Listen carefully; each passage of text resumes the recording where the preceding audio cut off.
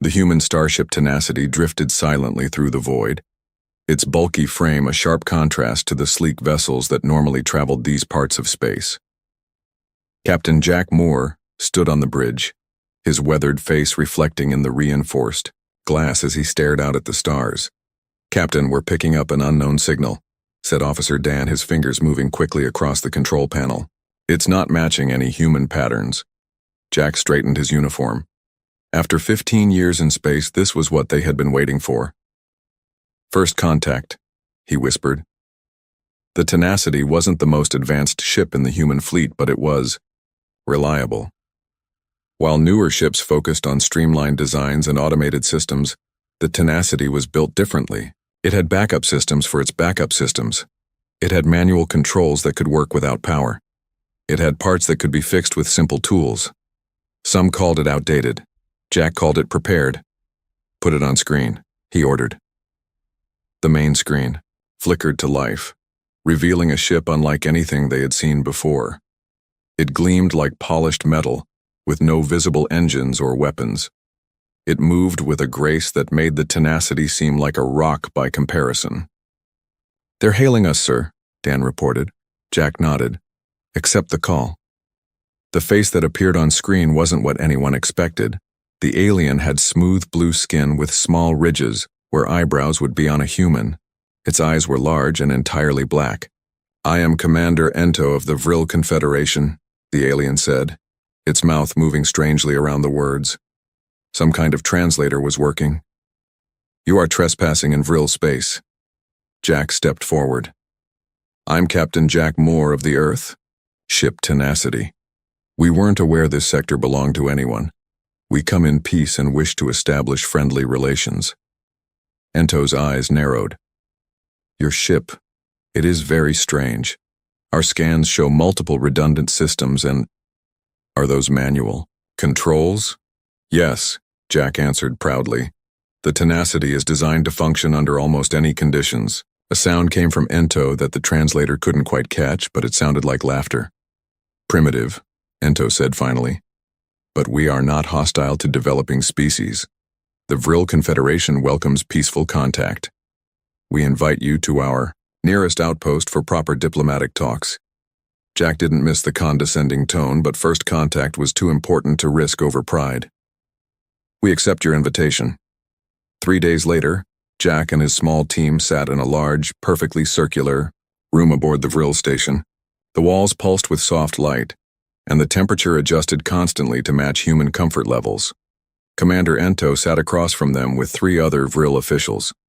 They had been discussing trade and knowledge exchange, but the conversation kept turning to human technology, specifically their ships. "Your vessels are fascinating in their simplicity," said one Vril official named Tool. "You build as if expecting systems to fail." "Because systems do fail," replied Jack. "Space is dangerous and unpredictable. Only if your technology is flawed," said Ento. "Vril ships haven't experienced a critical failure in over 300 years. Jack's second-in-command, Lisa Green, leaned forward. "And if you encountered something new? Something you hadn't prepared for?" Ento's face remained expressionless. "The Vril prepare for all possibilities through superior design and perfect execution. Your human approach of, what do you call it, redundancy? It's wasteful. And these backup systems you speak of, mechanical controls that don't require power, paper maps of space? These are the marks of a species that doesn't trust its own creations, or a species that respects the unknown," Jack countered. The meeting continued for hours, with the Vril explaining their advanced propulsion systems, their perfect communication network, their flawless defense systems. With each explanation, their tone grew more dismissive of human achievements. As they walked back to their shuttle, Lisa whispered to Jack, "They think we're children playing with toys." Jack nodded grimly. "And that worries me." Over the next few weeks, the Tenacity crew learned more about the Vril. They were an ancient species that had mastered space travel thousands of years before humans left Earth. They had encountered many other species, most less advanced than themselves. The Vril spoke of these encounters as guiding these species, but something in their tone made Jack uncomfortable. His worries grew when Officer Dan discovered hidden files in the data the Vril had shared. Files that showed what happened to species that resisted Vril guidance. "They've been systematically taking over," Jack said as they reviewed the evidence in the secure meeting room. "Not through war, at least not usually. They establish contact, share some technology, make the other species dependent on them, and then gradually take control." "And if a species resists?" asked Lisa. Jack pointed to the screen showing the remains of a planet called Doral. "They make examples." "We need to warn Earth," said Dan. "Already done," Jack replied. "But the message will take weeks to reach home. Until then, we play along." The next day, Commander Ento invited Jack to observe Vril military exercises. A display of friendship, he called it. Jack watched as 50 Vril ships moved in perfect formation, executing maneuvers with precision that human fleets could only dream of. Their tactics were flawless, their coordination perfect. "Impressive," Jack admitted. "This is merely a basic exercise," said Ento. "The Vril understand true strategy, not the chaos that humans call warfare." "What do you mean?" asked Jack, keeping his tone curious rather than defensive. "We've studied your military history," Ento explained. "Your generals praise adaptability and unpredictability. You value the ability to, how do you say it, think on your feet? True strategy requires perfect planning and execution, not desperate improvisation." As Jack watched the Vril ships move like a single organism, he thought about Earth's history, about battles won by breaking formation, about victories claimed through surprise and adaptation, about the countless times that humanity's desperate improvisation had saved them from extinction. "Perhaps," Jack said carefully, "different species develop different approaches based on their experiences." Ento made that untranslatable sound again, definitely laughter. "A diplomatic answer, Captain Moore, but history favors perfection, not improvisation. Remember that when your people consider their response to our offer of guidance." As Jack returned to the tenacity that evening, he knew that war was coming. The Vril would never accept humanity as equals, and humans would never accept being controlled. "Set course away from the Vril outpost," he ordered as he reached the bridge. "We need to prepare." Behind them, the perfect formations of Vril ships continued their flawless exercises, unaware that they would soon face an enemy who thrived on the very chaos they despised. 2 months after first contact, the Tenacity orbited Earth's largest colony on the planet horizon. Captain Jack Moore stared at the message on his screen with a deep frown. "They can't be serious," he muttered. "What is it, sir?" asked Lisa, who stood nearby reviewing security protocols. Jack turned the screen so she could see. "The Vril are demanding that all human colonies accept their protection. They want permanent Vril bases on every human world and veto power over our expansion efforts." "That's not protection," Lisa said. "That's control." Jack nodded grimly. "Earth Command agrees. They've rejected the demands." The door to the bridge slid open as Lieutenant Tom Wilson entered.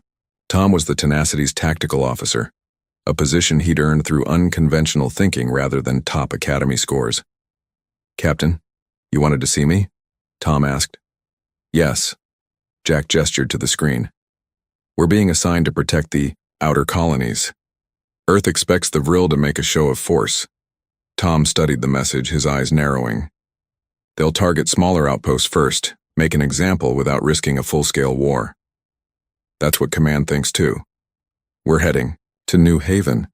It's our most distant colony and the most vulnerable." 3 days later, the Tenacity arrived at New Haven, a small mining colony with only basic defenses. They weren't alone for long. Within hours, 3 Vril ships appeared at the edge of the system. "They're hailing us," Officer Dan reported. The main screen flickered to life, revealing a stern-faced Vril with decorated armor. "I am Admiral Nax of the Vril Enforcement Fleet. You will remove your vessel from this system immediately. This colony now falls under Vril protection." Jack stood tall. "This is a human colony on a planet we discovered and settled. We reject your claim." Nax's black eyes seemed to glitter. "Your rejection is noted, Captain, but meaningless. One human ship cannot stand against even a small Vril force. Your strategy of placing outdated vessels as defenders is puzzling. Perhaps there's more to our strategy than you understand, Jack replied calmly. There is no depth to primitive thinking, Nax said dismissively. You have 6 hours to depart. As the screen went dark, Lisa turned to Jack. 6 ships against 3 isn't bad odds. 6? Jack raised an eyebrow. Tom smiled slightly. The tenacity counts as 4 in my book. Those Vril ships are perfectly designed, but they've never faced anything like us. Jack nodded. Let's make sure we're ready. Tom, I want unusual tactics, the kind that would make an academy instructor fail you. Those are my specialties, sir. 6 hours later, the Vril ships approached in perfect formation. Their sleek hulls gleamed in the light of New Haven's sun as they moved with synchronized precision. They're charging weapons, Dan reported. Launch our decoys, ordered Jack. The tenacity released 6 small objects that appeared on scanners as full-sized ships. A simple trick, but one that might work. The Vril are adjusting formation, Tom reported. They're spreading out to engage. All targets. Jack leaned forward.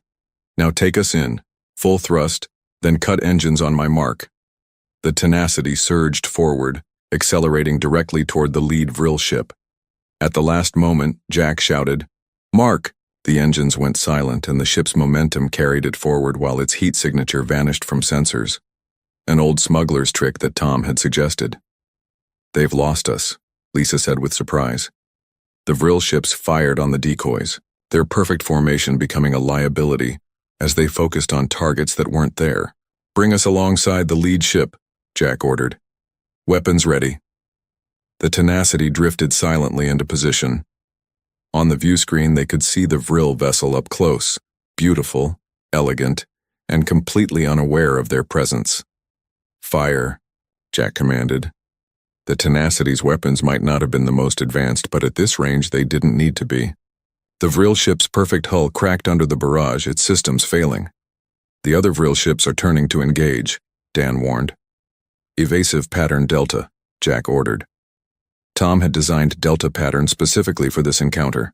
Instead of the smooth, predictable evasions that most ships used, it involved random thruster bursts, sudden stops, and changes in direction that defied tactical sense. On screen, they watched as the Vril weapons fired with precision, at where the tenacity should have been based on normal flight patterns, but the human ship was never where it was expected to be. Their targeting systems can't adapt, Tom said with a grin. They're designed for perfection against predictable opponents. The battle lasted 17 minutes. When it ended, one Vril ship was disabled, another severely damaged, and the third retreating at high speed. The bridge crew cheered, but Jack raised his hand for silence. This was just a test. They wanted to see how we would fight. And what did they learn? Asked Lisa. That we don't fight the way they expect, Jack replied. That might confuse them for now, but they'll adapt. On the damaged Vril ship, Admiral Nax stared at the battle recordings with growing frustration. The human vessel had moved in patterns that defied logic. It had shut down systems in the middle of combat, a suicidal tactic by Vril standards. It had fired from positions no proper warship would take. Inefficient, he muttered. Wasteful, illogical. Yet the humans had won. Admiral, his second-in-command, approached cautiously. The High Command requests your report. Nax's eyes narrowed. Tell them the humans are more unpredictable than anticipated. But it changes nothing. Their victory was luck, not strategy. And if they continue to be lucky, then we will bring more ships, Nax said firmly. Luck fails against overwhelming force. Perfect execution cannot be defeated by chaos. Back on the tenacity, Jack received a transmission from Earth Command. The Vril had declared that all human colonies must surrender within 30 days, or face consequences. They were positioning fleets near every human outpost. It's going to be a long war, Jack told his crew. But today we learned something important. The Vril might be advanced, but they don't understand us. They see our backups and redundancies as weaknesses. They see our adaptability as disorder. Tom nodded. They fight like they've never lost. We fight like we're used to it. And that, said Jack, might just save us all. As the Tenacity set course deeper into the colony system, its engines hummed with a rhythm that was distinctly imperfect, but reliable. Just like the humans who built it. The red alert klaxon woke Captain Jack Moore from a restless sleep. He was on his feet and pulling on his uniform before his mind fully registered what was happening. "Captain, to the bridge," came Lisa's voice over the intercom. Multiple Vril ships approaching New Haven colony. Jack rushed through the corridors of the Tenacity, passing crew members hurrying to battle stations. When he reached the bridge, the main screen showed a formation of 7 Vril vessels approaching the colony. "Status report," Jack demanded as he took his command chair. 7 Vril warships entered the system 10 minutes ago, Lisa replied. "They're heading straight for the colony. No response to our hails." Tom looked up from the tactical station. "Their formation is different this time. They've spread out to prevent us from using the same trick." Jack nodded. "They're learning. Should we retreat?" Dan asked quietly. "Those are heavy cruisers. We're outgunned." "If we leave, New Haven falls," Jack said firmly. "We stay. Tom, what options do we have?" Tom's fingers danced across his console. "I've been studying old Earth naval battles. Before ships had computers or even engines. They fought using wind and tide. We don't have wind in space," Lisa pointed out. Tom smiled. "No, but we have gravity wells, solar radiation, and debris, fields. The Vril move like every part of space is the same. They don't use the environment." "Show me," Jack ordered. Tom displayed a map of the system. "Here's my plan." 30 minutes later, the Tenacity positioned itself between the oncoming Vril fleet and the colony. A single ship facing 7. "They're hailing us," Dan announced. Admiral Nax's face appeared on screen. "Captain Moore, your persistence is noted, but futile. Surrender your colony and withdraw." "I have a counteroffer," Jack replied calmly. "Leave human space and we won't destroy your fleet." Nax's expression didn't change, but his voice hardened. "Your overconfidence will be your undoing." The screen went dark. "They're powering weapons," Dan reported. "Execute Phase 1, Jack ordered. The Tenacity fired its engines at full power, racing toward the approaching fleet. On the Vril command ship, Admiral Nax watched with confusion. "The human vessel is on a direct collision course," his second-in-command reported. "They wouldn't sacrifice their only ship," Nax reasoned. "It must be a feint. Maintain formation and prepare to fire." The Tenacity continued its charge, accelerating to dangerous speeds. "Now!" Jack commanded when they were just moments from impact. The human ship abruptly cut its main engines and fired maneuvering thrusters, sending it into a spinning dive that barely missed the lead Vril ship while releasing a cloud of metallic particles in its wake. "What was that?" demanded Nax as the particles obscured their sensors. The answer came seconds later as the Tenacity, now behind the Vril formation, fired its weapons directly at the debris cloud. The metallic particles amplified the energy, creating a blinding flash that temporarily disabled the Vril ship's sensitive targeting systems. "Phase 2, Jack ordered. The Tenacity raced toward the nearby asteroid field, drawing 3 Vril ships, in pursuit while the others remained temporarily blinded. "They're following," Lisa confirmed. Just as Tom predicted, the human ship weaved through the asteroid field, taking paths too narrow for the larger Vril vessels. One Vril ship clipped an asteroid, sending it spinning into the path of another. Both vessels took damage but continued the pursuit. Meanwhile, engineer Kate Reed worked frantically in the engine room. The Tenacity had taken hits during their initial pass and systems were failing. "Coolant leak in Section 4, shouted her assistant. Kate grabbed a metal canister. "Old school fix," she muttered, spraying a substance that immediately hardened over the leak. It wasn't in any repair manual, but it would hold. On the bridge, Jack watched as the remaining 4 Vril ships regained their systems and moved to cut off the Tenacity's escape from the asteroid field. "We're surrounded," Dan said, his voice tight. "Good," Jack replied. "Execute Phase 3. The Tenacity suddenly shut down all systems except life support, appearing dead in space. The 7 Vril ships approached cautiously, their perfect formation now ragged after navigating the asteroid field. "The human vessel appears disabled," Nax's officer reported. "Shall we finish them?" Nax studied the sensor readings. Something isn't right. Their power readings are too low. Scan for... His order came too late. Hidden among the asteroids were the mining charges that the Tenacity had placed earlier, simple explosives normally used by the colonists to break up asteroids for mining. "Detonate," Jack ordered.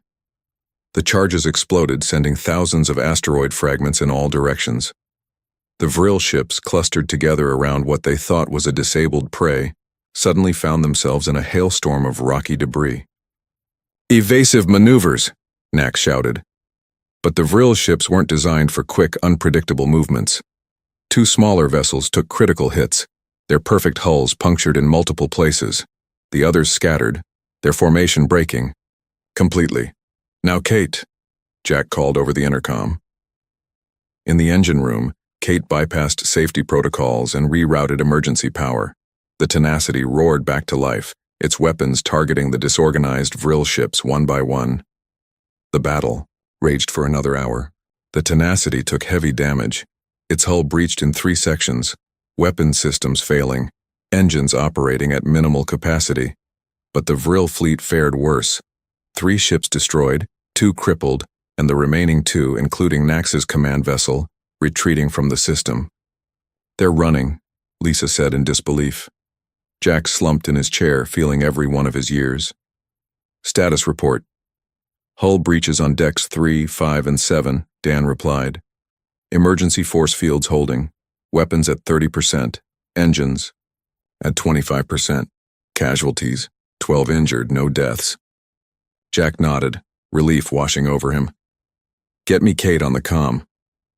Kate's soot-covered face appeared on a small screen. "We're holding together, Captain. Barely. I've got teams using manual patches on the worst breaches." "Good work. How long until we're operational?" Kate wiped sweat from her brow. "With proper facilities, 3 weeks with what we have here? I can get us moving in 3 days, but we'll be limping. Do what you can. The Vril will be back with more ships." After the communication ended, Tom approached Jack's chair. "Sir, we took some data from the Vril ships during the battle. Their systems are incredibly advanced, but they're centralized. No redundancies." "A weakness," Jack noted.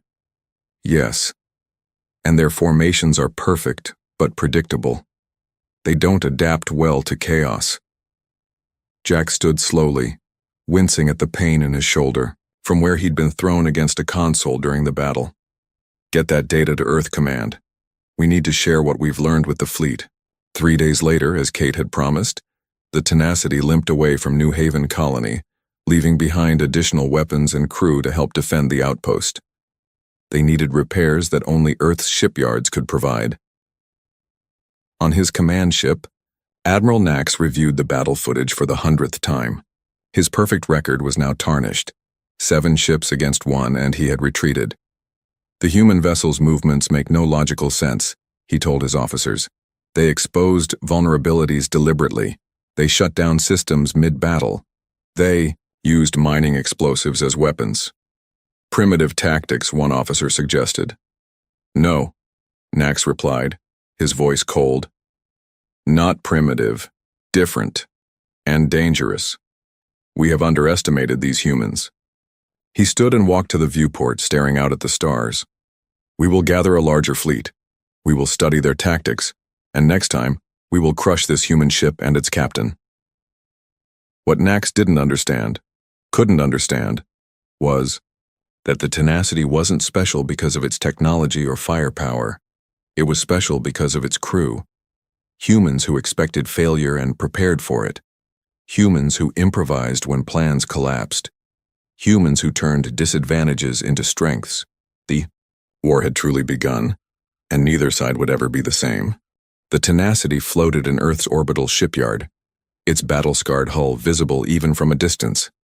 After 2 months of repairs, the ship looked less damaged, but far from new. The scorch marks and patched hull sections told a story of survival, against impossible odds. Captain Jack Moore stood in the observation deck watching as workers finished the final repairs. Beside him, Admiral Cole from Earth Command studied a display showing the current positions of Vril forces. "They've taken 3 more outposts since New Haven," Admiral Cole said grimly. "But they've slowed their advance." "They're being cautious now," Jack replied. "We bloodied their nose. And they don't like that." The Admiral gestured to the display. "Intelligence suggests they're gathering a massive fleet for a push into our core systems. We need to strike first." Jack raised an eyebrow. "With what?" "Our ships are outmatched in almost every way. Except one." Admiral Cole smiled. "Creativity. We're forming a special task force. 5 ships with captains who think like you do. Unconventional, adaptable, and the tenacity will lead them." 3 days later, the Tenacity led its small fleet out of Earth orbit. The ships were a mixed group, some new, some old, all modified based on what they'd learned about Vril weaknesses. On the bridge, Jack addressed his expanded command team. Lisa remained as his second-in-command. Tom had been promoted to strategy officer, and engineer Kate had earned a place at the senior staff table after her miracle work at New Haven. "The Vril expect us to defend," Jack explained. "Instead, we're going to attack." Tom pointed to a star map. "We've identified their primary communications relay in this sector. It coordinates all Vril fleet movements. Our first target." Kate spoke up. "I've modified our communication systems to broadcast on Vril frequencies. We can send false orders, create confusion." "Controlled chaos." Jack nodded approvingly. "The thing the Vril understand least." The small human fleet traveled through 3 systems without detection, using a route that Vril ships never took, through the turbulent gases of a nebula that their sensors couldn't navigate effectively. It was risky, but as Jack had told his captains, safe paths lead to predictable outcomes. When they reached the Vril communications relay, they found it heavily guarded by 8 warships. "They're scanning us," Dan reported from his station. "Begin the deception," Jack ordered. Kate activated her modified transmitter, broadcasting a message that appeared to come from Vril High Command. The message ordered 6 of the 8 ships to investigate a false human incursion in a nearby system. On the lead Vril defender, confusion reigned. The commander checked and rechecked the authorization codes, which Kate had perfectly replicated from data captured during previous encounters. "The codes are valid," the Vril commander told his officers, "but the timing is unusual. Perhaps it relates to the human fleet movements reported yesterday," suggested his second. The commander hesitated, then made his decision. "We will comply. 2 ships will remain to guard the relay." Jack watched as 6 Vril ships departed the area. "Phase 2, he ordered. The 5 human ships split into 3 groups approaching from different vectors. When the remaining Vril ships moved to intercept the largest group, the others struck from behind. The battle was brief, but intense. Both Vril ships were destroyed, and 2 human vessels took heavy damage. "We have 40 minutes before those other ships realize they've been tricked," Tom calculated. "Let's make them count." Kate led a boarding team onto the relay station while the fleet stood guard. Inside, they found technology far beyond human capabilities, but Kate had studied the Vril systems extensively. "They think in perfect patterns," she explained to her team. "Their code is elegant but predictable." Her fingers flew across the alien console as she uploaded a virus, not a sophisticated one by Vril standards, but one designed to create small, random errors. Not enough to shut systems down, but enough to create doubt in the precision the Vril relied on. "Done," she announced after 20 minutes. "Let's go." The human fleet departed just as the 6 Vril ships returned. They pursued, but the humans, scattered in different directions, each taking a different escape route, none of them logical by Vril standards. Back on Admiral Nax's flagship, the reports of the raid caused fury. "How did they bypass our sensors?" he demanded. "How did they falsify command codes?" His tactical officer had no answers that satisfied. The humans were behaving in ways that defied Vril military doctrine. "The damage to the relay?" Nax asked. "Minimal. Admiral, but the officer hesitated. Speak. There are anomalies in the system. Small errors in transmission. Data packets arriving out of sequence.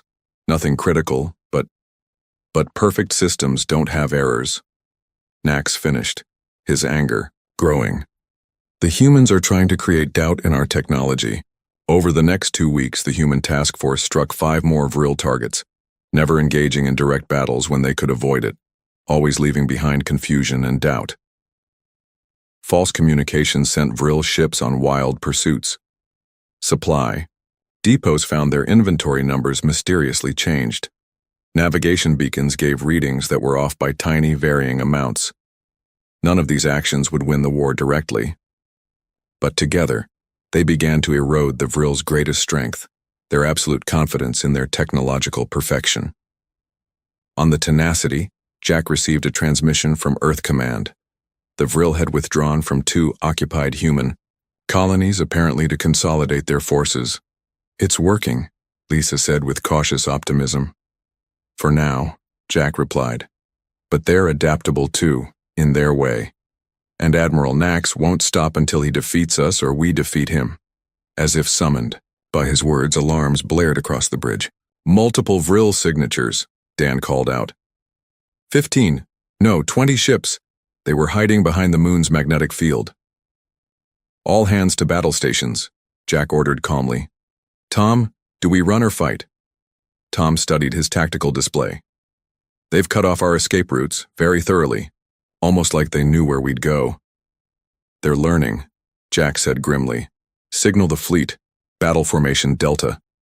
The 5 human ships moved into position, preparing to face a force 4 times their size. Jack knew the odds were terrible, but he had faced terrible odds before. Sir? Dan called out. The lead Vril ship is hailing us. Admiral Nax's face appeared on screen, his expression as cold as ever. Captain Moore, your raids have been instructive, but they end today. We'll see about that, Jack replied. No, Nax said with unusual emotion. You have been a worthy opponent, so I will tell you, you are already defeated. Your communication tricks? We've been tracking them. Your escape routes? We've studied them. Your chaotic tactics? We've analyzed them. Jack felt a chill. The Vril had adapted faster than expected. This time, Nax continued.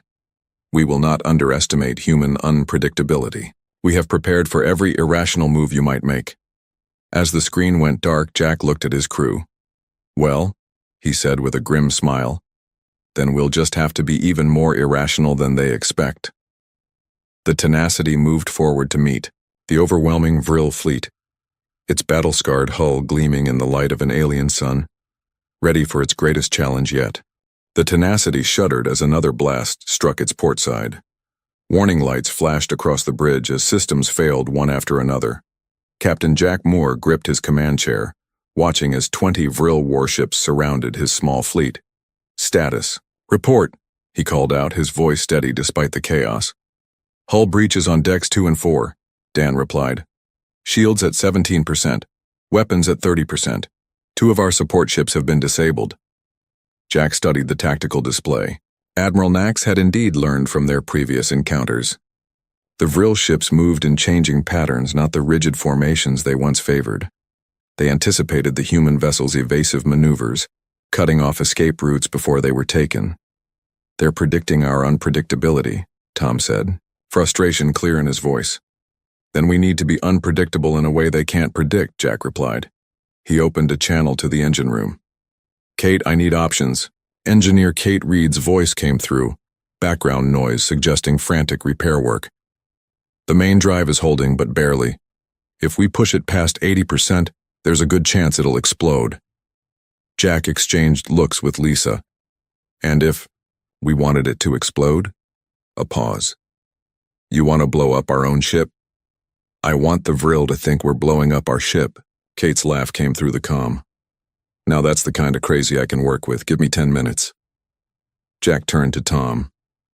Signal the remaining ships. Tell them to execute fallback plan Omega on my mark. Omega, sir? That's a full retreat. That's what it looks like, yes. Understanding dawned on Tom's face as he sent the message. The two undamaged human ships acknowledged and prepared to break away from the battle. On his flagship, Admiral Nax watched the human fleet with growing satisfaction. His patience had paid off. After the humiliation at the relay station, he had dedicated himself to understanding human tactics.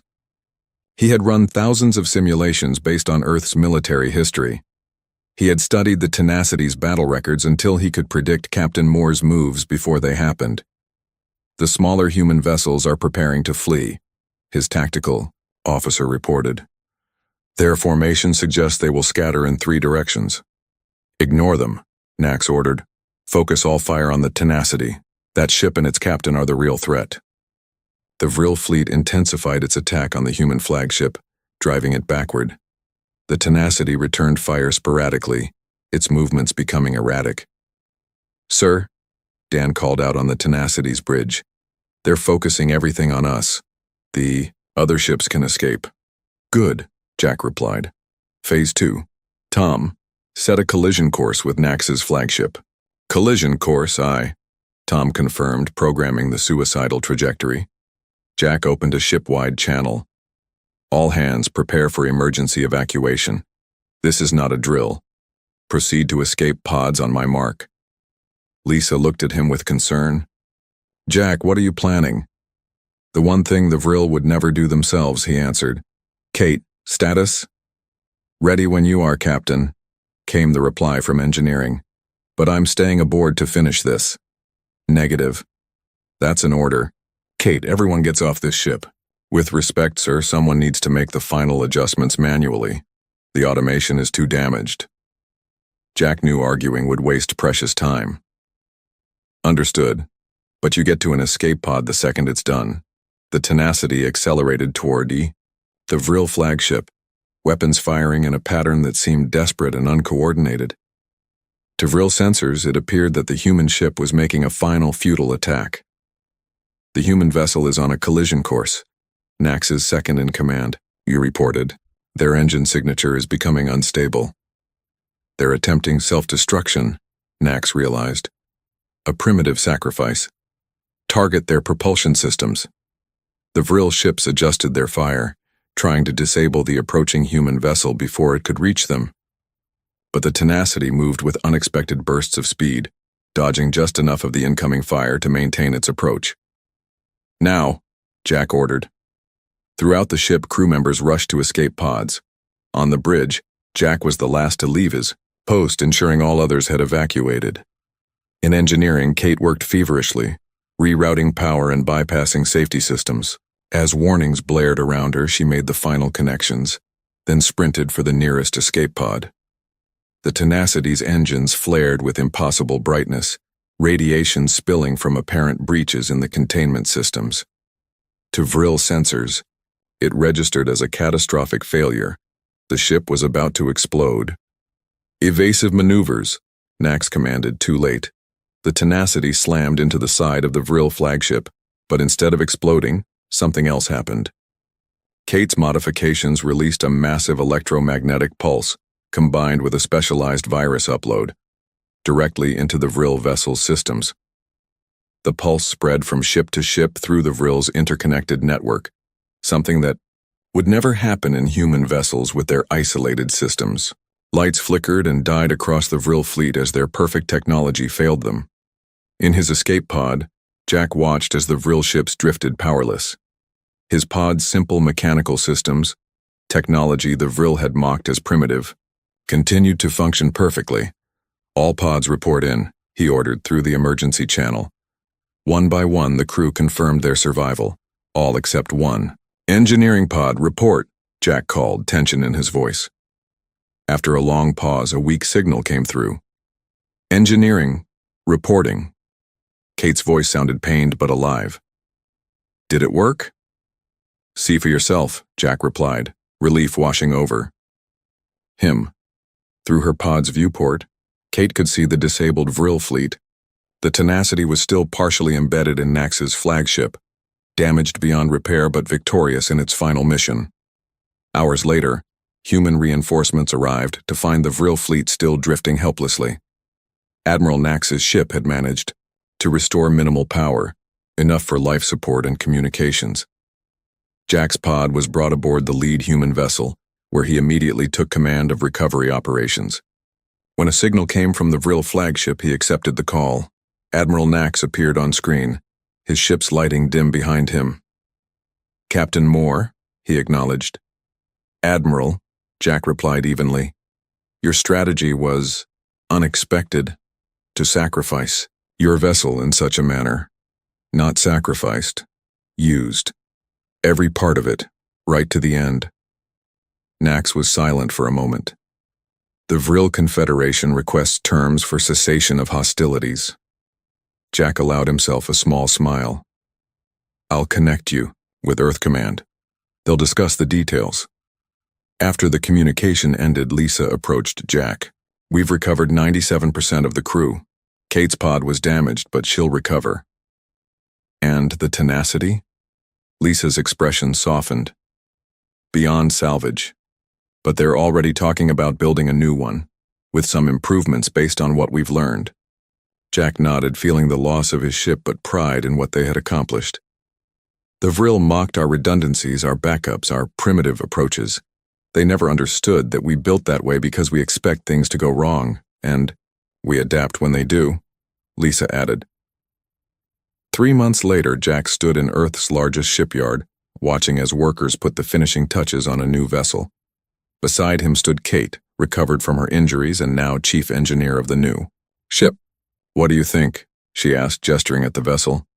"It's different," Jack admitted. The new ship incorporated some Vril technology, adapted to human design philosophy. It was more advanced than the original Tenacity, but still maintained the redundancies and backup systems that had proven so crucial.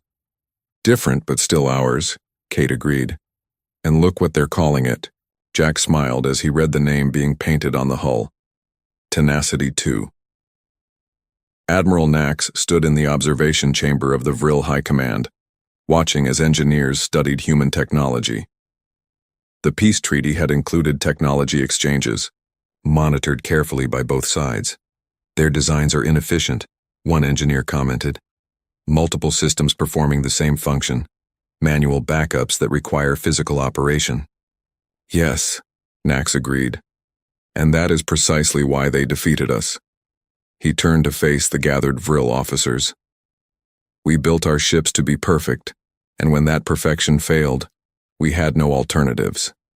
The humans built expecting failure, preparing for it. They embraced chaos while we denied its existence."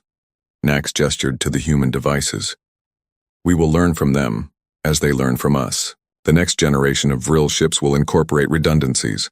Our officers will study human history, human adaptability."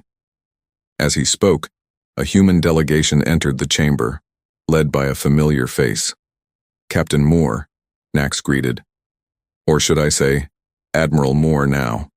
Jack nodded. "Admiral Nax, I see your technicians are having fun with our primitive equipment." "We are learning that different approaches have different values," Nax replied. "Perhaps perfection is not found in flawless execution, but in the ability to continue despite flaws." As the two former enemies discussed the future, their ships orbited peacefully in the space above. Different designs, different philosophies, but each now incorporating lessons learned from the other. The war that began with mockery had ended with mutual respect, and with the understanding that true strategy meant adapting not just to the enemy, but to oneself. The red sun of Frontier cast long shadows across the colony's main square as Jack Adams finished his daily ritual. For the 15 years since communication with Earth had stopped, he had sent the same message into space. Colony Frontier still. Active. 46 survivors, resources low, please respond. Jack removed his headset and rubbed his tired eyes. The communications center was little more than a metal shed now, its once shiny equipment covered in the red dust that seemed to get everywhere on this planet. A calendar on the wall showed 5,475 marks, one for each day he had sent his message with no answer. "Still talking to ghosts, Jack?" Mary Peters appeared in the doorway, her face weathered from years of Frontier's harsh sun and thin atmosphere. Jack shrugged. Someone has to keep trying. Mary handed him a cup of the bitter drink they called coffee now, though it contained no actual coffee beans, just local plants that tasted similar enough to remember Earth by. Mark wants everyone at the meeting hall tonight, she said. The crops in Field 3 are failing. We need to decide what to do before winter. Jack nodded. The colony had been established as a mining outpost 15 years ago. 63 people sent to extract rare minerals and send them back to Earth. The supply ships were supposed to come every 6 months. Then the messages about war had arrived. Scattered. Reports of an interstellar conflict that seemed far away from their small corner of space. Then nothing. I'll be there, Jack said. Just let me shut down the systems for the night. Mary left and Jack began the careful process of powering down the communications array. Electricity was precious now, with only 2 functioning solar panels and 1 wind generator still working. As he flipped switches and turned dials, a light flashed on his console, something that hadn't happened in 15 years. The signal detector was picking up something in orbit. Jack's heart raced as he quickly reversed, his shutdown procedure powering everything back up. He adjusted frequencies, checking and rechecking to make sure it wasn't a mistake or equipment failure. Please be Earth, he whispered to himself. Please. The signal grew stronger. Jack worked frantically to clean it up, to identify its source. When the computer finally displayed the results, he froze. The signal patterns didn't match any known human design. Jack's hand trembled as he reached for the colony's internal communication system. Mark, he said, trying to keep his voice steady. You need to come to the comm center now. 20 minutes later, the small room was crowded with the colony's leadership. Mark Wilson, once a mining supervisor, and now the colony's leader by necessity, stood looking at the readouts with a deep frown. You're certain it's not one of ours? He asked. Positive, Jack said.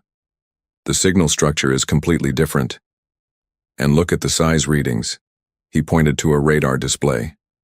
It's massive, at least 3 times bigger than any Earth ship I've ever seen records of. Could it be a rescue? Asked Pete Brown, their engineer. Maybe Earth made new allies during the war. After 15 years of silence, Ben Harris, head of security, shook his head. He still carried the standard-issue pistol from their early days, one of the few weapons they had. I don't buy it. Emma Jones, their doctor, leaned forward. Whether they're friendly or not, we need to consider what this means if they're hostile. She didn't need to finish the thought. With their limited weapons and no defenses beyond the natural landscape, the colony would be helpless against any serious attack. We need to prepare for both possibilities, Mark decided. Jack, keep monitoring their communications, see if you can learn anything. Ben, get your security team together, such as it is. Pete, what can we use for defenses, if we need them? Not much, Pete admitted. Mining lasers maybe, if I reconfigure them. They're meant for cutting rock, not whatever this is. Do what you can, Mark said. Everyone else, we tell the colony, but we keep it calm. No panic. We don't know anything.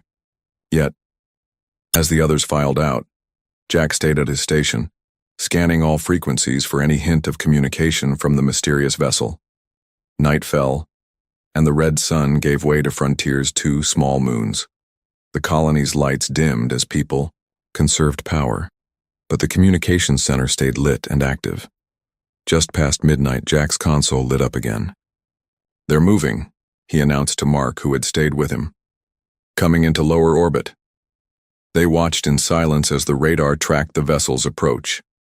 It wasn't heading directly for the colony, but seemed to be making a survey of the planet. They're scanning us, Jack said, pointing to new signal patterns. Comprehensive scans, atmosphere, geography, and here. He pointed to a particular reading.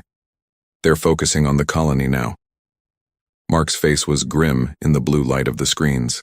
So they know we're here. The internal communication system crackled to life. Ben's voice came through, tense and urgent. Mark, Jack, you need to get outside now. They rushed out of the communications center and into the cool night air. Other colonists were emerging from their shelters too, all looking up at the sky. There, visible even without telescopes, was a light moving across the sky, far too large and bright to be a star or moon. My God, whispered Mary, who had joined them. It's really happening. Jack felt a strange mix of hope and fear. For 15 years, they had believed no one would come for them. Now something had arrived, but what? The light grew brighter, and soon they could see it wasn't just one light, but many. A massive ship with countless illuminated sections moving through the darkness. It passed over the colony once, bathing them in a strange blue glow for several seconds, then continued to the horizon. It's circling the planet, Jack said, making a full survey before deciding what to do with us. Or to us, Ben added quietly. As dawn approached, the colonists gathered in the meeting hall. Few had slept. Mark stood before them, trying to project a confidence he clearly didn't feel. We don't know who they are or what they want, he told the assembled people, but we've survived 15 years against all odds. We'll face this together, too. A young man named Tom raised his hand. What if they're hostile? What can we do against a ship that size? Before Mark could answer, Jack's communicator beeped urgently. He checked it, then looked up at the gathered colonists, his face pale. They're sending down a shuttle, he announced. ETA 12 minutes. The colonists looked at each other in silence. 15 years of abandonment had ended. First contact with an unknown species was minutes away. Mark squared his shoulders. Jack, Emma, Ben, Pete, with me. We'll meet them. Everyone else stays back, ready to scatter to the caves if anything goes wrong. As they walked toward the landing field, once used for supply ships that never came anymore, Jack couldn't help but think of all his unanswered messages. For years he had hoped someone would come. Now someone, something, had, and he wasn't sure if that was a good thing anymore. The shuttle appeared in the sky, larger than any human craft, descending slowly toward them in the light of the rising red sun. Its design was sleek but strange, with angles and proportions that felt somehow wrong to human eyes. Remember, Mark said quietly to the small welcome party. We represent all of humanity here. Let's hope they come in peace. The shuttle touched, down, sending up clouds of red dust. For a long moment, nothing happened. Then, with a hiss of equalizing pressure, a door slid open, and the visitors stepped out into the light of Frontier's new day. The aliens that emerged from the shuttle moved with fluid grace that seemed wrong for their size. They stood nearly 7 feet tall, with broad shoulders and lean bodies covered in what appeared to be armor rather than clothing. Their skin was pale blue-gray where it showed at their necks and faces with no hair visible. Their eyes were large and entirely black, with no whites or visible pupils. Jack counted 6 of them as they descended the ramp. 5 carried what were clearly weapons. Long, curved devices held ready but not pointed directly at the humans. The 6th, who walked ahead of the others, was dressed differently, with more elaborate markings on the armor. Mark stepped forward, hands open at his sides to show he carried no weapons. Welcome to Frontier. We are a human colony. I am Marky Wilson, the leader here. For a long moment there was silence. The lead alien tilted its head slightly as if studying Mark. Then it spoke, in perfect, unaccented English. We are the Vorax. I am Commander Drell. We received your distress signals. Jack felt his heart leap. They had heard him. All those years of sending messages hadn't been wasted after all. You understood our communications? He asked, stepping forward. The alien, Drell, turned those black eyes toward him. We have studied humans for some time. Your language is simple. There was something in the way Drell said this that made Jack uneasy, a slight emphasis that seemed dismissive. We're grateful for your response, Mark said carefully.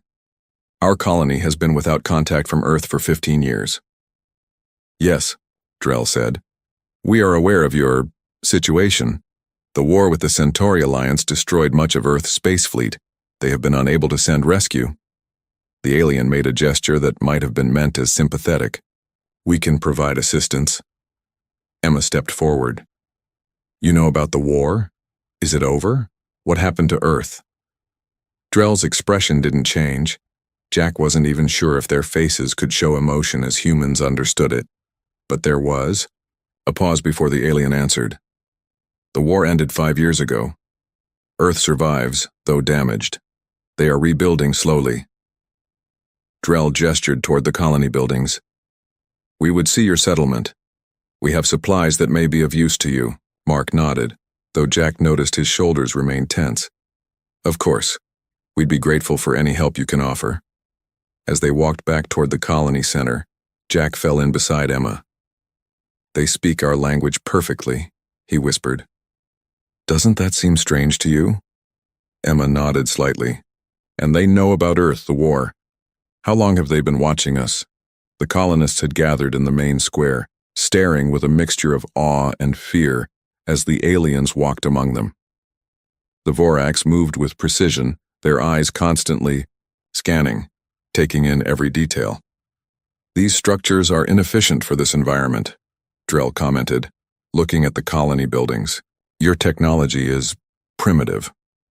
We've made do with what we have, Pete said, a defensive edge to his voice. Not easy with no supplies for 15 years. Indeed, Drell said. Your survival shows adaptability. This is valuable.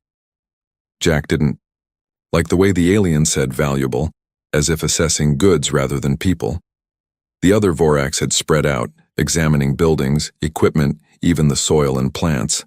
One approached the small group of children who had been kept back from the initial greeting. The young one stared up at the towering alien with wide eyes. Your offspring are small, the Vorax stated, reaching out as if to touch young Tom's head. Ben stepped between them quickly. They're not used to visitors, he said, his hand resting casually near his holstered pistol. The Vorax withdrew its hand and stepped back, but Jack didn't miss the look it exchanged with Drell. We would examine your medical facilities, Drell announced. Our ship carries supplies that may help your sick. We don't have much of a medical facility, Emma said, but I can show you what we have. She led Drell and one other Vorax toward the converted storage building that now served as the colony's clinic. Mark gestured for Jack to go with them while he continued showing the others around the settlement. Inside the clinic, Emma showed the aliens their limited medical equipment, most of it old and repaired multiple times. Drell seemed particularly interested in the medical records Emma kept. You have tracked genetic changes in your population?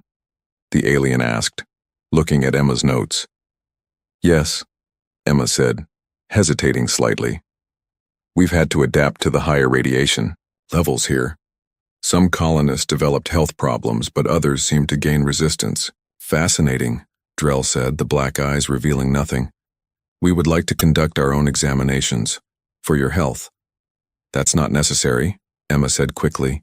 I maintain regular checks on everyone. Your equipment is inadequate, Drell stated. We can detect issues you cannot. Jack stepped forward. Maybe later, we should rejoin the others. As they left the clinic, Jack noticed one of the Vorax discreetly taking samples of the medicine bottles Emma had shown them. He caught Emma's eye, and her slight nod confirmed she'd seen it too. By midday, the Vorax had explored most of the colony. The colonists had moved from fear to cautious hope, especially after 2 more shuttles arrived carrying containers of supplies, food, medicine, and parts that might help repair some of their failing equipment. These are gifts, Drell announced to the gathered colonists, to show our good intentions. But as the day progressed, Jack noticed more and more things that bothered him. The Vorax asked detailed questions about the colonists' biology, their adaptations to frontier, their reproductive rates. They scanned everything with devices the humans didn't understand. And they seemed far more interested in the people than in helping the colony itself. That evening, while the colonists prepared a feast to welcome their visitors, Jack slipped away to the communications center. Something was nagging at him, and he wanted to check the signal records again. He was reviewing the data when Mary found him. Jack, you should join the others, she said. The Vorax are going to tell us about Earth and how they can help us. In a minute, Jack said, not looking up from his console. There's something strange about their signals. When they first arrived, they broadcast on frequencies that match our standard emergency bands perfectly. But how would they know those frequencies if they weren't specifically looking for human settlements? Mary frowned. Maybe they picked up our distress signals like they said. Maybe, Jack said, unconvinced. But there's something else. When their main ship scanned us, it didn't just scan our colony. It specifically focused on our genetic patterns. Why would rescuers care about our DNA? Before Mary could answer, the door opened and one of the Vorax stood there, its tall frame filling the doorway. "You are required at the gathering," it stated. "Commander Drell has an announcement." Jack saved his work quickly and followed the alien back to the colony center, where the colonists had gathered around tables laden with the best food they could offer their visitors. Drell stood at the head table beside Mark, waiting until silence fell before speaking. "People of Frontier," the alien commander began, "we have assessed your situation. This colony is not sustainable. Your equipment fails. Your crops struggle. Your population is too small for genetic diversity." The colonists looked at each other nervously. "Therefore," Drell continued, "we offer you transport to a better world. All of you will board our vessel tomorrow. We will take you to a planet more suited to human life." "Leave Frontier?" Mark asked, clearly surprised. "This is our home." "It is a dying colony," Drell said flatly. "You will not survive another 5 years here." Jack spoke up, unable to contain his suspicion any longer. "Where exactly would you take us?" Drell's black eyes fixed on him. "To a settlement where other humans already live. Those we have rescued before." "Other human colonies?" Emma asked. "You found others like us?" "Many," Drell confirmed. "All now safe under Vorax protection." Jack felt a chill run through him at those words. "Protection? Or something else?" "We need time to discuss this," Mark said carefully. "It's a big decision."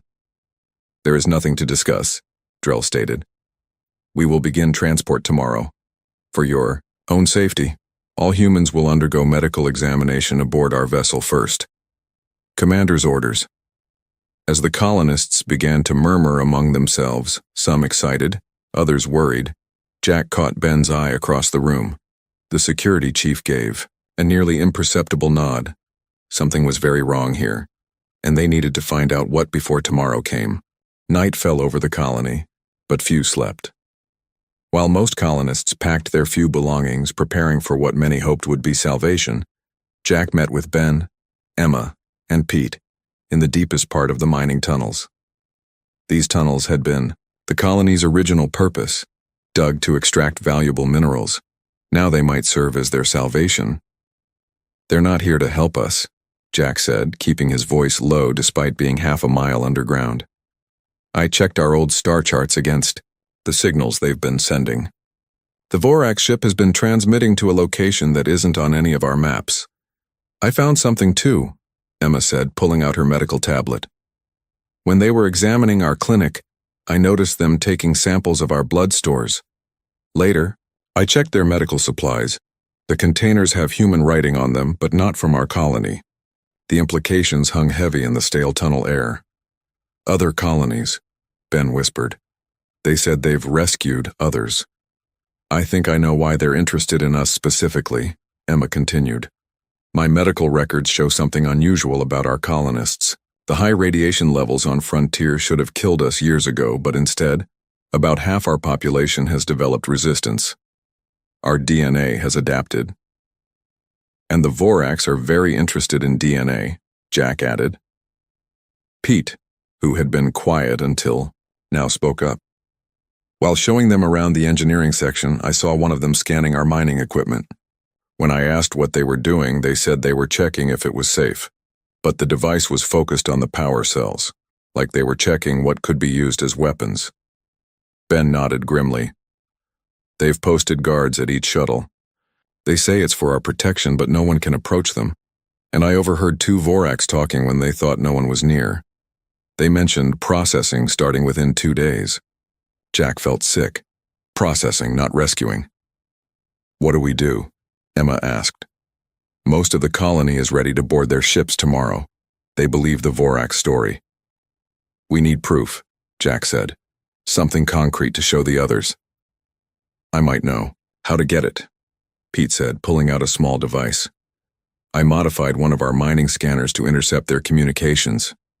It's primitive compared to their tech. but it might work if we get close enough to their shuttle.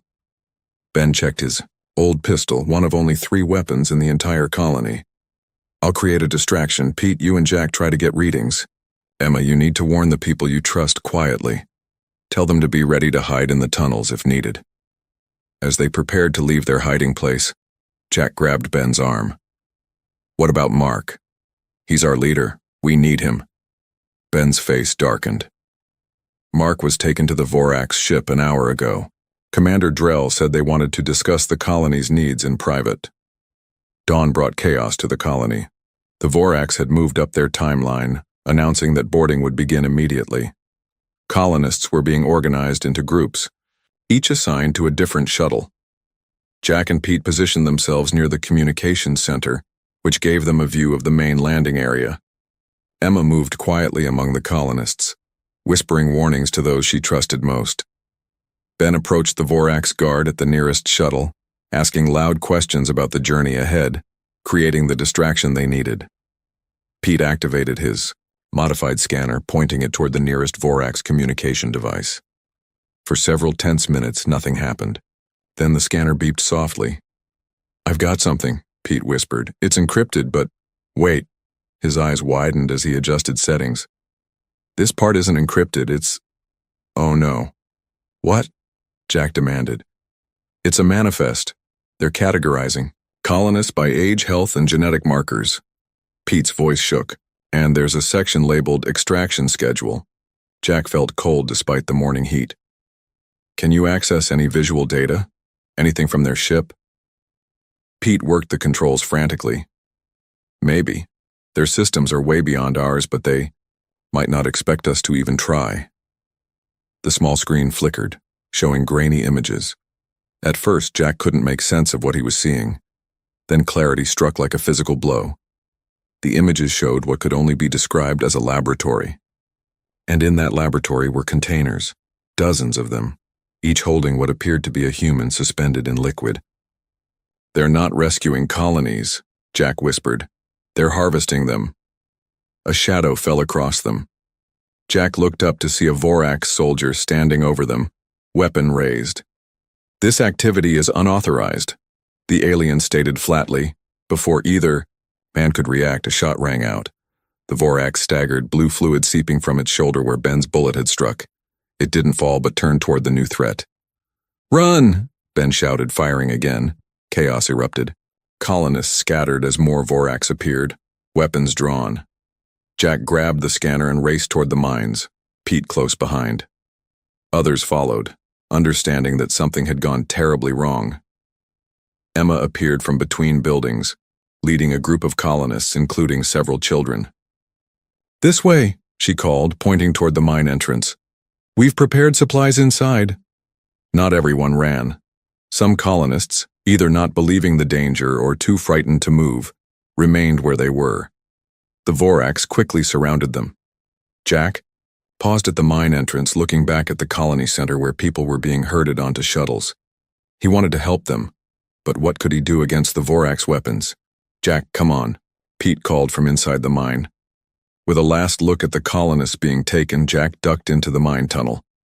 24 colonists had made it to safety, less than half their total population. The rest were already in Vorax hands. Deep in the mining tunnels, the escaped colonists gathered in a large cavern that had once been a break room for the miners. Emergency lights cast a dim glow over scared faces.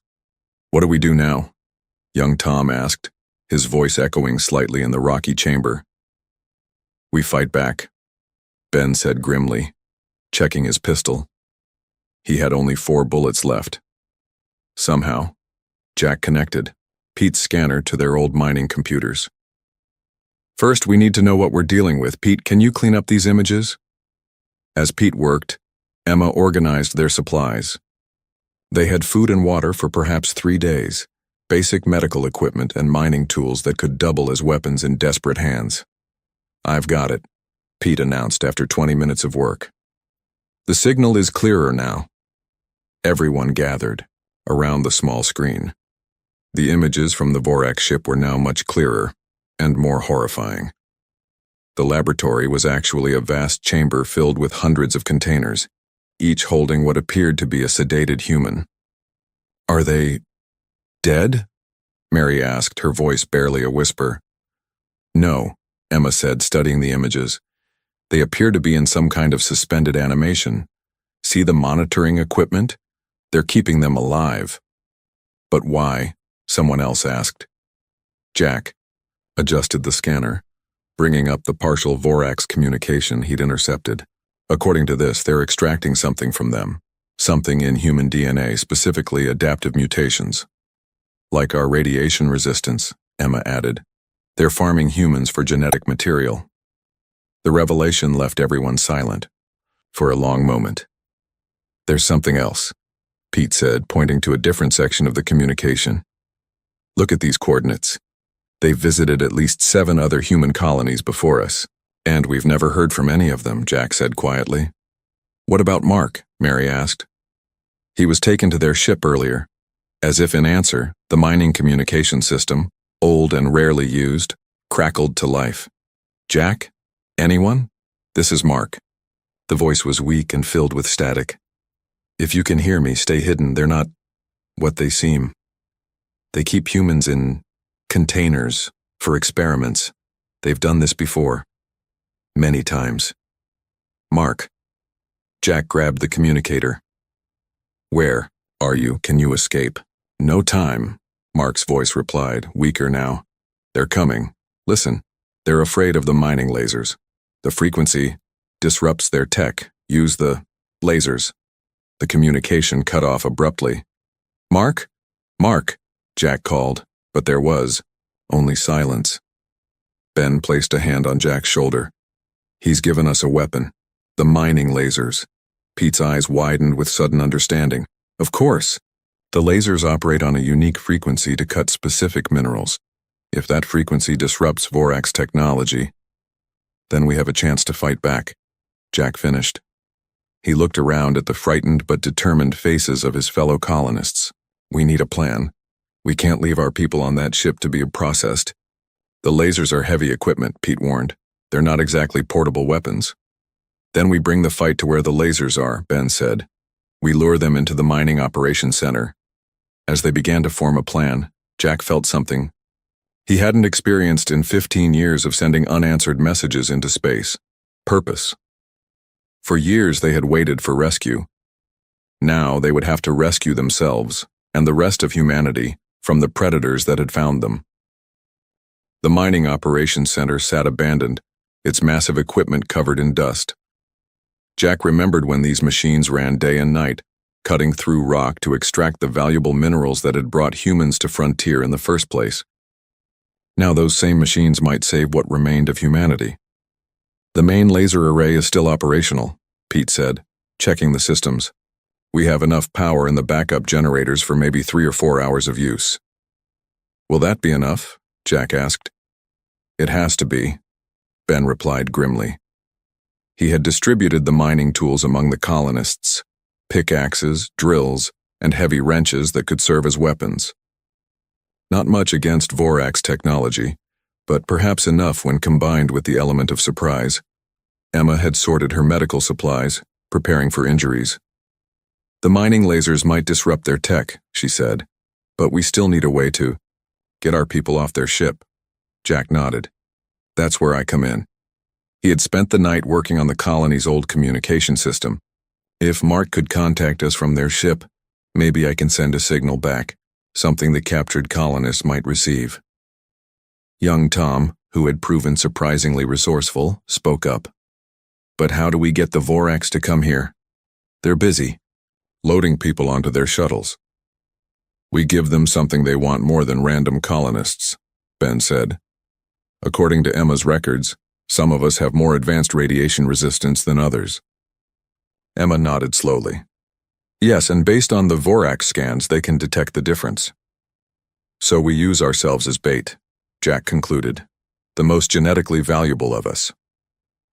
The plan took shape quickly. Emma identified the 5 colonists with the most pronounced radiation resistance: herself, Jack, Ben, and 2 others. They would position themselves near the colony's edge, making it appear they were preparing to flee into the wilderness rather than surrender. The Vorax will detect your genetic markers, Pete explained. They'll want to capture you intact. Once they pursue us, we lead them into the mining center. Ben continued. Pete will be ready with the lasers. The rest of you will be hidden throughout the facility. And if this doesn't work? Mary asked, the fear evident in her voice. Jack met her eyes. Then at least we tried. Better than being harvested in those containers. As dawn approached, they put their plan into motion. Jack sent a carefully coded message on all frequencies, hoping some of their people aboard the Vorax ship would understand. Equipment maintenance at 0800, full power required. Emergency override. Wilson, Mark. It was a reference to the mining center's emergency protocols, named after Mark as the mining supervisor. Any colonist would recognize it as a call to the mining facility. Then Jack, Emma, Ben, and the two other bait colonists made their way to the edge of the colony, carrying packs and supplies as if preparing to escape into Frontier's harsh wilderness. They didn't have to wait long. A Vorax shuttle appeared overhead, hovering menacingly. Commander Drell's voice boomed from speakers. Humans, your resistance is illogical. We offer survival. The wilderness offers only death. We've seen what your survival means, Jack shouted back. We'll take our chances out there. The shuttle landed and 8 Vorax soldiers emerged, weapons ready. Jack noted they moved cautiously, scanning the surroundings. Good. They were wary. That meant they saw the humans as a threat, however small. Surrender, ordered the lead soldier. Commander Drell requires your genetic material intact. Come and get it, Ben replied, then turned and ran toward the mining center. The others followed, making sure to stay just within range of the pursuing Vorax. The aliens were faster but seemed reluctant to use their weapons, confirming they wanted captures, not kills. Jack's lungs burned as they raced through the abandoned parts of the colony and into the mining complex. The facility was a maze of corridors and chambers cut directly into the rock. The pursuing Vorax would have to follow them deep inside. As they passed a junction, Jack nodded to Mary, hidden in a side passage. She pressed a button, and behind them, heavy doors slammed shut, cutting off the Vorax soldiers' retreat. Split up, Ben shouted. Make them divide their forces. Jack ran down one corridor, Emma down another. The Vorax soldiers hesitated, then split into smaller groups to pursue them. Jack led 3 soldiers deeper into the facility, toward the main chamber where the largest mining laser was located. He could hear the aliens behind him, their footsteps eerily quiet for creatures their size. He burst into the main chamber and dove behind a large piece of equipment. The Vorax soldiers followed, weapons raised. Now! Jack shouted. Pete, hidden in the control room above, activated the mining laser. A beam of intense energy shot across the chamber, not aimed at the Vorax soldiers directly, but at their communication devices. The effect was immediate. The aliens staggered, their weapons sparking and failing. From hiding places throughout the chamber, colonists emerged with mining tools raised. The battle was brief, but brutal. Without their advanced weapons, the Vorax were still dangerous, stronger than humans and with natural armor-like skin. But the colonists fought with the desperation of those who knew their very existence as a species was at stake. When it was over, all 3 Vorax soldiers lay unconscious or dead. Jack didn't have time to check which. He was already racing to help the others. Throughout the mining facility, similar scenes played out. The Vorax, accustomed to technological superiority, found themselves ambushed by desperate humans with primitive but effective weapons. Jack found Emma in a side chamber, a cut on her forehead but otherwise unhurt. 2 Vorax soldiers lay motionless on the ground. Ben? He asked. Last I saw, he was leading his group toward the eastern section, she replied, pressing a cloth to her wound. Before they could look for him, the facility's old communication system crackled to life. Jack? Anyone? This is Tom. Something's happening. The Vorax ships, they're powering up weapons. Jack and Emma raced to the nearest window. From there, they could see the massive Vorax ship in orbit, now glowing with energy along its hull. They're going to attack from orbit, Jack realized. They must have decided we're too much trouble to harvest. After all this, they'll just kill us all? Emma's voice shook with anger. Pete's voice came over the communication system. Not if I can help it. I've got control of the main communication array. If the mining lasers disrupt their tech at close range, then maybe a focused beam from our satellite dish might disrupt their ship, Jack finished, understanding immediately. It's worth a try, Pete replied. But I need more power, everything we've got. Do it, Jack ordered. Shut down everything except life support and direct all power to the communication array. As they gathered in the control room, Ben limped in, one arm clearly broken but a grim smile on his face. We got them all, he reported, at least the ones inside the facility. There'll be more, Jack said, and their ship is preparing to attack from orbit. Through the windows they could see the remaining Vorax soldiers retreating to their shuttles, clearly having received new orders. The array is charged, Pete announced, aiming at their main ship now. On screens throughout the control room, they watched as the colony's old communication dish, once used to send messages to Earth, tilted up toward the sky. It began to glow as power surged through it. Fire, Jack said quietly. A beam of energy, visible even in daylight, shot upward from the dish. For several seconds, nothing seemed to happen. Then the Vorax ship in orbit flickered, its lights dimming momentarily. It's working, Pete shouted. Their shields are fluctuating. Jack grabbed the colony's emergency transmitter. If there was ever a time to send a distress call, it was now. This is Colony Frontier to any human ships, he broadcast. We are under attack by hostile aliens called the Vorax. They harvest humans for genetic material. Multiple colonies already taken. Please respond. He had no expectation of a reply. For 15 years, no one had answered their calls. But perhaps if they somehow survived this, someone might eventually hear their warning. The Vorax ship's lights came back on, steadier now. It had adapted to their attack. They're charging weapons again, Pete reported, his voice flat. Jack looked around at the faces of his fellow colonists, tired, scared, but determined. We gave it our best, he said. At least we die free. Emma took his hand. At least we die fighting. As they waited for the end, the communication system suddenly erupted with static. Copy, Frontier Colony. This is Warship Defiant of the Archon Fleet. We have detected Vorax activity in your sector. Stand by for assistance. Jack stared at the communication console in shock. Another alien voice, but this one responding to their call for help.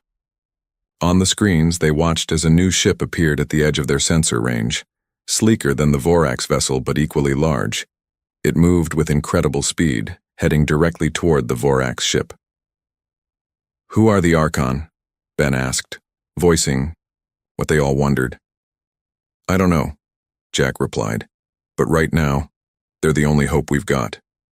As they watched, the new ship opened fire on the Vorax vessel. The battle had begun. But would these newcomers be saviors, or simply new predators coming to claim what the Vorax had found? Space above Frontier lit up with energy weapons as the two alien ships engaged in battle.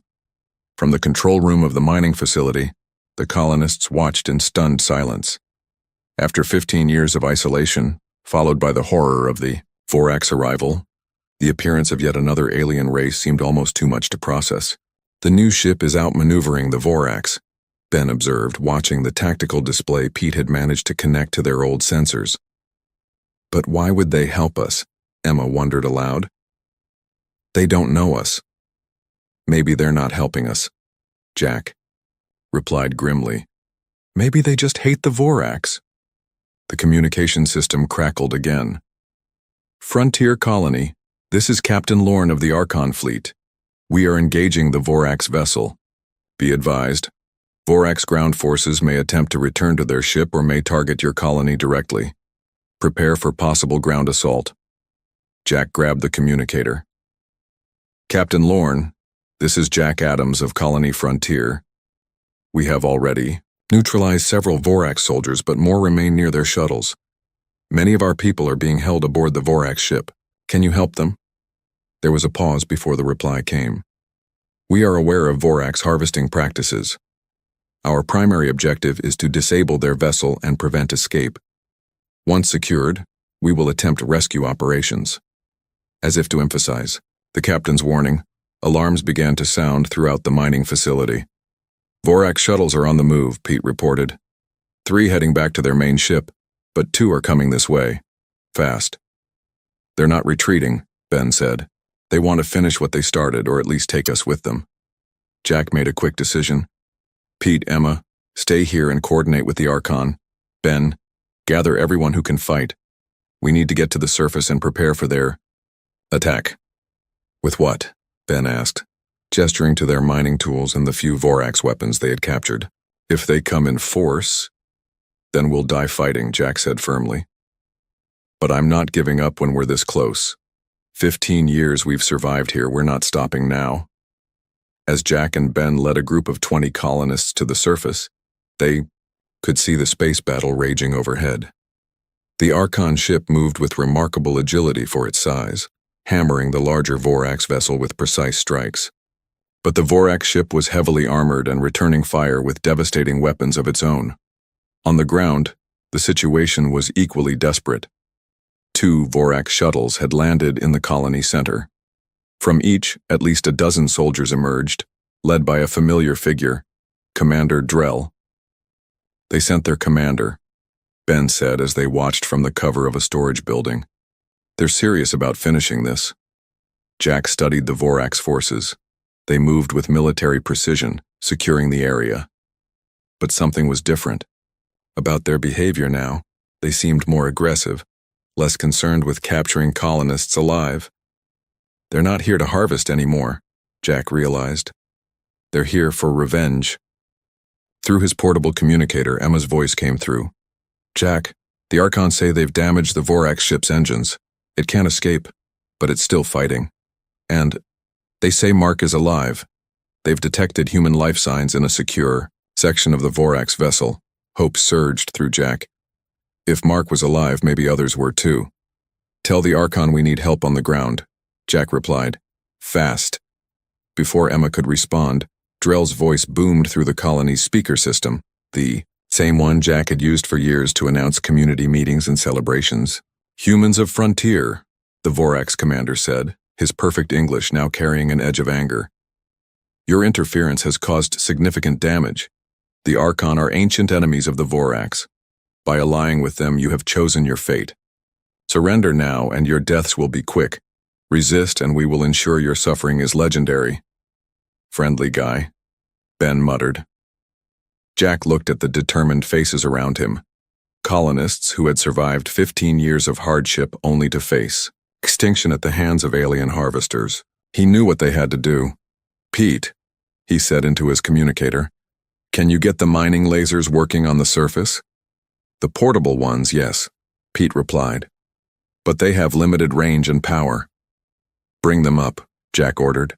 And Emma, do you still have access to the Vorax communication frequency? Yes, but they've encrypted most of it now. Don't need to understand it, Jack said. Just need to disrupt it, broadcast random noise on their frequency. Let's see how they like fighting without being able to coordinate. As the colonists prepared their defense, the Vorax forces began to advance methodically through the colony. They destroyed buildings as they went, clearly no longer concerned with preserving potential resources. Get ready, Ben told the colonists who had armed themselves with mining tools and the few weapons they had. Remember, aim for their communication devices first. The first clash came at the edge of the colony, center. The Vorax, moving in tight formation, rounded a corner to find 3 colonists apparently fleeing. The aliens raised their weapons, only to be hit from both sides by colonists hiding in buildings. It should have been a one-sided massacre. The Vorax had superior strength, armor, and weapons. But the colonists had 2 advantages: Emma's signal, jamming, which made the Vorax communications sputter and fail, and their intimate knowledge of the colony's layout. Still, the battle was brutal. For every Vorax soldier they managed to bring down, a colonist was injured or killed. Jack found himself fighting alongside Tom, the young colonist who had grown up knowing only life on frontier. "Behind you," Tom shouted, swinging a mining pick at a Vorax soldier who had appeared from between buildings. The pick glanced off the alien's armor, but the distraction gave Jack enough time to fire a captured Vorax weapon. The alien went down, blue fluid seeping from its wound. Across the colony, similar battles raged. The colonists fought with the desperate strength of those defending their home and very existence, but they were outnumbered and outgunned. Jack knew they couldn't win, not without help. As if in answer to his unspoken thought, a new sound filled the air, the roar of engines unlike either human or Vorax design. A sleek craft descended from the clouds hovering over the colony center. "Frontier colonists, take cover," came Captain Lorne's voice. "We are deploying ground forces." The Archon shuttle's doors opened and figures leaped out. Humanoid, but clearly not human, with silvery skin and movements too quick for human reflexes. They engaged the Vorax soldiers with weapons that seemed designed specifically to penetrate Vorax armor. In the midst of the chaos, Jack spotted Commander Drell moving toward the colony's communication center, the building that housed their connection to the satellites and, potentially, a way to signal the Vorax ship. "He's going for the transmitter," Jack shouted to Ben, who was nearby. "We can't let him call for reinforcements." Together, they raced toward the communications building, dodging fighting pairs of Archon and Vorax soldiers. They reached the building just as Drell was attempting to interface with the human equipment. "Stop," Jack shouted, aiming his captured weapon. Drell turned, his black eyes showing no emotion. "Human, your species is an evolutionary accident. Your genetic materials are useful to us, nothing more. You are not meant to fight species like mine." "We're doing pretty well so far," Ben growled. Drell moved with shocking speed, knocking the weapon from Jack's hands and grabbing him by the throat. "Your defiance is interesting but futile. We have harvested humans for generations. You are not. The first colony to resist. All others failed." Jack struggled to breathe as the alien's grip tightened. Through darkening vision, he saw Ben attempt to attack Drell from behind, only to be swatted away with casual strength. Then a new figure appeared, in the doorway, silver-skinned and tall, but with a grace that the Vorax lacked. "Release the human, Drell," the Archon soldier said. "Your ship is disabled. Your forces are defeated. The harvesting ends today." Drell's grip loosened slightly as he turned to face the new threat. "Archon, always interfering in matters beyond. Your concern." "The freedom of sentient species is our concern," the Archon replied, raising a weapon unlike any Jack had seen. "As it has been since your kind began this abomination." With his last strength, Jack drove his elbow into a point on Drell's armor where earlier fighting had created a small gap. The Vorax commander grunted in pain, his grip loosening enough for Jack to break free and roll away. The Archon didn't hesitate, firing a weapon that sent Drell crashing against the far wall where he slumped, motionless. "Are you injured?" the Archon asked Jack, extending a hand to help him up. "I'll live," Jack managed, his throat burning. "But my people, the ones on the Vorax ship, are being rescued as we speak," the Archon assured him. Captain Lorne prioritized the detention areas once the ship was secured. Dawn broke the next day over a changed colony frontier. The Vorax ship hung motionless in orbit, now under Archon control. On the ground, medical teams, both human and Archon, treated the injured. Of the 46 colonists, 39 had survived, including all those who had been taken to the Vorax ship. Mark, weakened but alive, sat with Jack, Emma, Ben, and Pete as Captain Lorne explained what had happened. "The Vorax are harvesters," the Archon captain said. His standard English was perfect, though his accent was like none they had heard before. "They search for species with useful genetic traits and harvest them systematically. We have fought them for centuries." "Why did you come here?" Emma asked. "How did you know?" "We detected their ship entering this system," Lorne explained. "We have been tracking their harvesting vessels for many years, but your distress call helped us pinpoint their exact location. After 15 years of sending messages, someone finally heard us," Jack said quietly. Captain Lorne looked at him with what seemed like respect. Your colony's survival is remarkable. Few stand against the Vorax and live to tell of it." "What happens now?" Mark asked, his voice still weak from his ordeal. "We offer you a choice," Lorne replied. "The Archon Federation includes many species, including some humans from colonies we have rescued before. You would be welcome among us, or if you prefer, we can help you re-establish contact with Earth." Jack looked around at the colony, damaged but standing. For 15 years they had thought no one would come. They had waited for rescue, only to find themselves fighting for survival against one alien race and being saved by another. "I think," he said slowly, "we have a lot to discuss. But whatever we decide, Colony Frontier has proven one thing. Humanity belongs among the stars, standing on our own feet, and alongside new allies." As the red sun rose over Frontier, Jack thought about the message he would send today. Not a plea for rescue, but a declaration. Humanity had faced its first interstellar threat and with help had survived. The universe was wider and more dangerous than they had imagined, but also filled with potential allies. They were no longer alone, in the darkness, and they were no longer afraid.